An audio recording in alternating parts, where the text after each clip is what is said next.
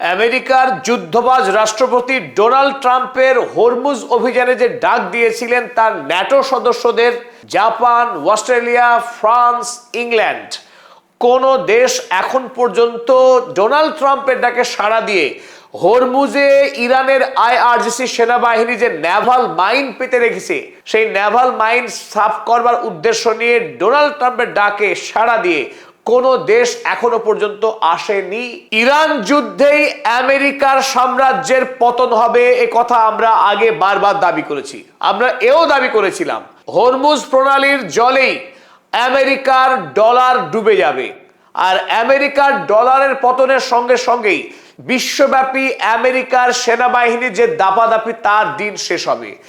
Iran আমেরিকাকে কেবলমাত্র সামরিকভাবেই বেকায়দায় ফেলেনি, এই ইরান যুদ্ধের পর পাকাপাকিভাবে আমেরিকার আর্থিক সামরিক আধিপত্য পৃথিবীতে চিরতরে নিভে যাবে।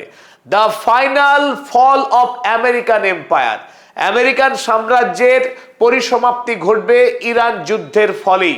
ইরান যুদ্ধ আজ কিংবা কাল শেষ হবে, আর তারপরেই মার্কিন সাম্রাজ্যের বাতি নিভে যাবে।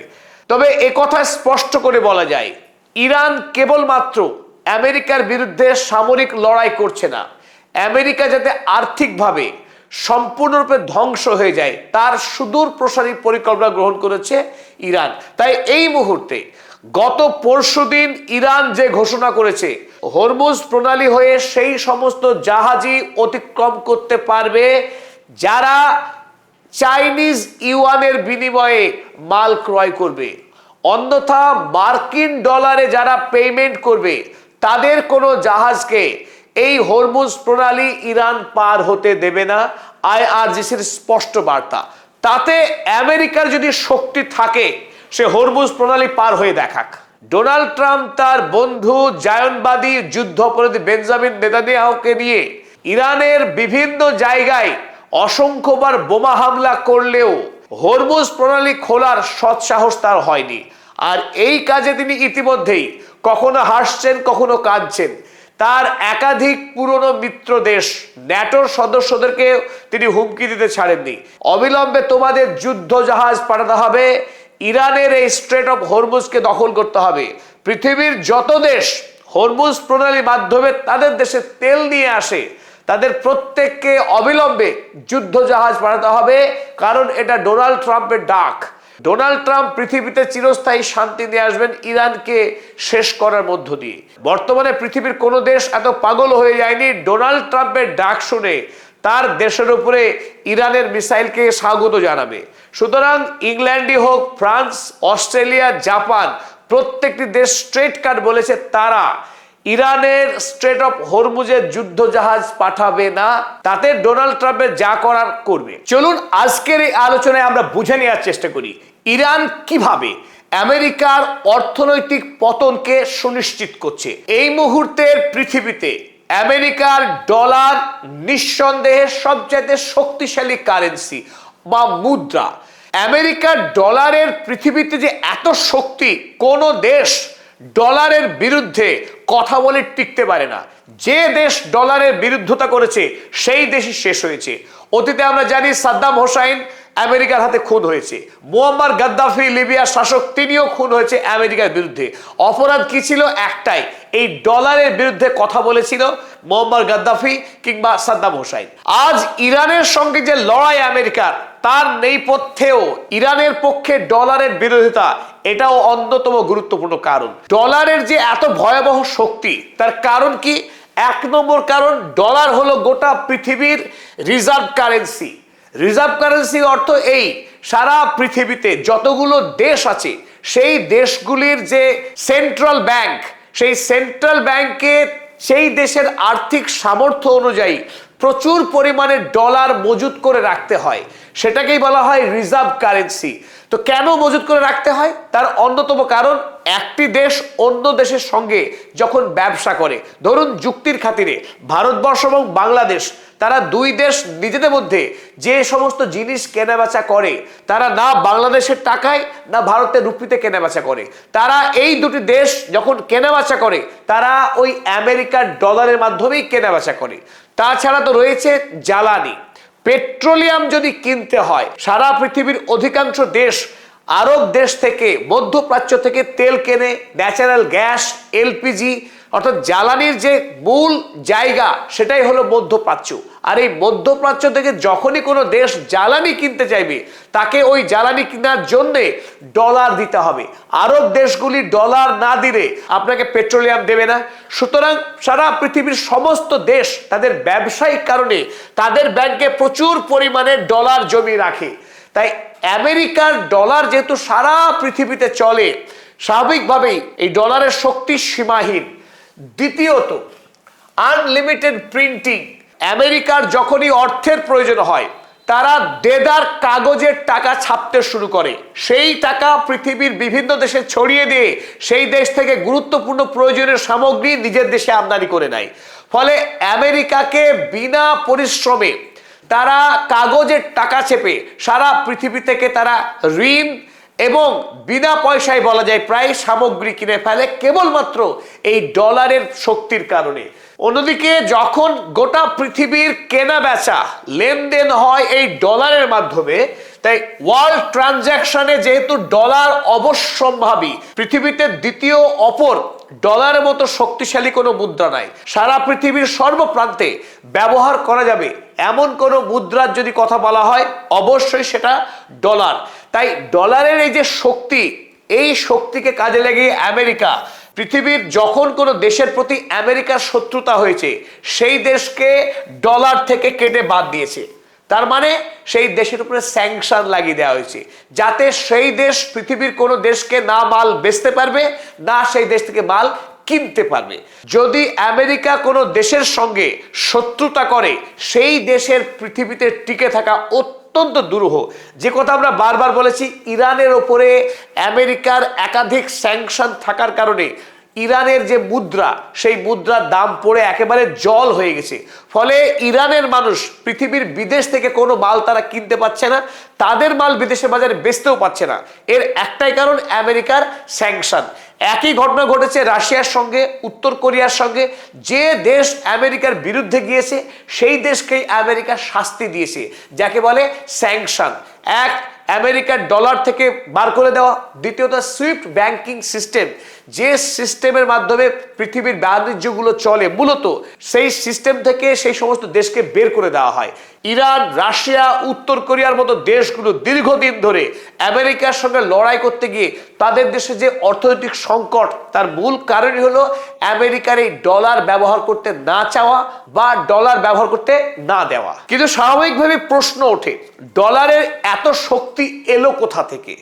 ডলার তো পৃথিবীতে এতদিন পাওয়ারফুল ছিল না। যখন ইংল্যান্ড ছিল শক্তিশালী, তখন পাউন্ড স্টার্লিং ছিল। কিন্তু দ্বিতীয় বিশ্বযুদ্ধের পর থেকেই আমেরিকার ডলার শক্তিশালী হয়ে যায় ব্রেটেন উড চুক্তির ফলে। ব্রেটেন উড চুক্তির মাধ্যমে আমেরিকা ঘোষণা করে প্রতি $35 বিনিময়ে 1 আউন্স সোনা দেবে। $35 বিনিময়ে 1 আউন্স সোনা পাওয়া যাবে। তখন সারা পৃথিবী এই আমেরিকার ডলারকে তারা গ্রহণ করতে শুরু করে, কারণ তারা নিশ্চিত জানতো যে ডলারের দাম কখনো পড়বে না। আর যদি তাদের প্রয়োজন হয়, আমেরিকার ঘরে ডলার জমা দিয়ে সঙ্গে সঙ্গে তারা সোনা ফেরত পাবে। কারণ পৃথিবীতে বাণিজ্যের ক্ষেত্রে চিরস্থায়ী যে ধ্রুবক একক, তা হলো সোনা। তাই 1948 থেকে 1971 সাল পর্যন্ত পৃথিবীতে ডলারের চাহিদা হু হু করে বাড়তে লাগে। কিন্তু 71 সালে নিক্সন শক ঘটে যায়। নিক্সন, আমেরিকার রাষ্ট্রপতি রিচার্ড নিক্সন, তিনি জানিয়ে দেন যে আমেরিকা আগামী দিনে আর ডলারের বিনিময়ে সোনা ফেরত দিতে বাধ্য নয়। অর্থাৎ ডলারকে সোনায় পরিবর্তন করা যে নিয়ম, যে ব্রেটেন উড সিস্টেম, সেই সিস্টেমের আনুষ্ঠানিকভাবে ইতি পড়ে যায়। আর তাতেই সারা পৃথিবীতে মানুষ তখন হুড়মুড় করে ডলার ফেলে দেওয়ার চেষ্টা করে। ডলার যাদের কাছে ছিল, তারা রাতারাতি বিপদে পড়ে যায়। এই সময়ে আমেরিকার ডলারকে বাঁচানোর জন্য আমেরিকা এক অভিনব ব্যবস্থা করে, যে ব্যবস্থার ফলে 70 সাল থেকে আজ পর্যন্ত গোটা পৃথিবীতে ডলার রাজত্ব করছে, দাদাগিরি করছে। চলুন দেখে নিই সেই আসল কারণটা কি। 1974 সালে আমেরিকার ট্রেজারি সেক্রেটারি উইলিয়াম ই সাইমন, তিনি রিচার্ড নিক্সনের সঙ্গে আলোচনা সাপেক্ষে সৌদি আরবের বাদশাহ ফয়সাল বিন আব্দুল আজিজ, তার সঙ্গে একটি গোপন চুক্তি করেন। চুক্তির কথা এই যে আমেরিকা সৌদি আরবকে সমস্ত রকম সামরিক সুরক্ষা দেবে, বিনিময়ে সৌদি আরবকে তেল বিক্রি করতে হবে কেবলমাত্র আমেরিকার ডলারের মাধ্যমে।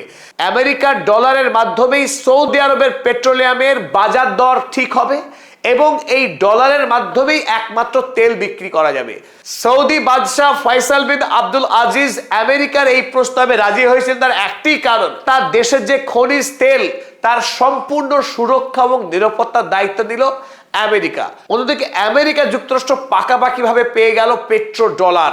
সারা পৃথিবীর সমস্ত দেশের কাছে খনিজ তেল হলো রক্তের সমান। আধুনিক সভ্যতায় খনিজ তেল সবচাইতে প্রয়োজনীয় পণ্য।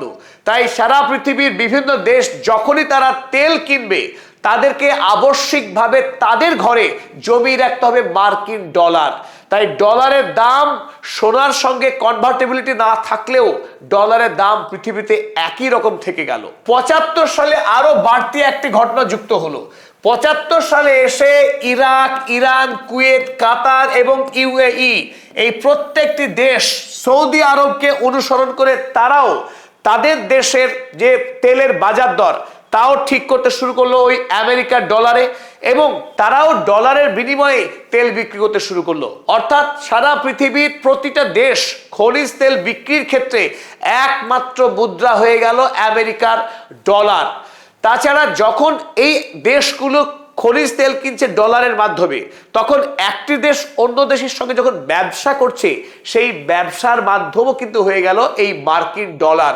গোটা পৃথিবীতে মার্কিন ডলার ডিফ্যাক্টো কারেন্সি হয়ে গেল।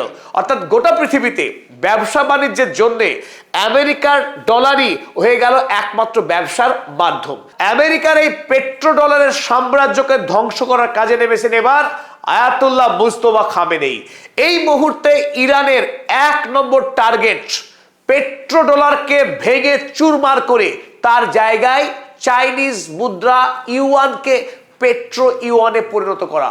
অর্থাৎ মধ্যপ্রাচ্যের এই তেলকে ডলারের বদলে একমাত্র ইউয়ানের মাধ্যমে কেনা বেচা করা এবং সারা পৃথিবীর সেন্ট্রাল ব্যাংকগুলোতে যেখানে ডলার মজুদ ছিল সেই ডলারকে সরিয়ে দিয়ে ইউয়ানের মজুদ বাড়ানো।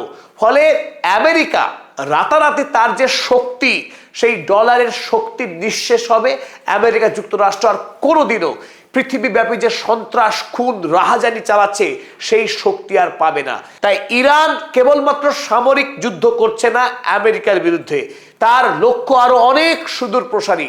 ডোনাল্ড ট্রাম্প একজন উন্মাদ ভ্যাম্পায়ার রাষ্ট্রপতি, যিনি ইরানের এই বৃহত্তর লড়াইয়ের জন্য প্রস্তুত ছিলেন না। হরমুজ প্রণালী যে থাপ্পড় তার জন্য অপেক্ষা করছে তার জন্য তিনি প্রস্তুত ছিলেন না। ফলে এই মুহূর্তে চারটি বড় বিপদ ডোনাল্ড ট্রাম্পের সামনে।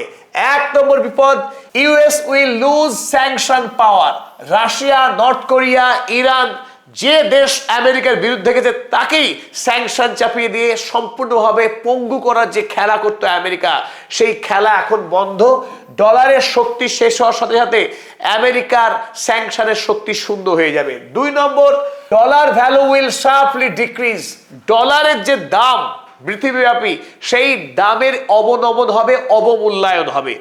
৩ নম্বর গুরুত্বপূর্ণ বিষয়, আমেরিকা এতদিন ধরে বিদেশ থেকে কাগজের টাকার বিনিময়ে যে টাকার কোনো মূল্যই ছিল না, কারণ এই টাকার কনভার্টিবিলিটি ছিল না। সেই টাকা দিয়ে যে সোনা পাওয়া যাবে তার কোনো গ্যারান্টি ছিল না, আগেই নিক্সন উড়িয়ে দিয়েছিলেন। ফলে পৃথিবীকে কেবল কাগজ দিয়ে তারা সমস্ত জিনিস কিনেছে, সেই কেনা কিন্তু বন্ধ। ফলে আমেরিকার হিউজ ক্যাশ ক্রাইসিস শুরু হবে।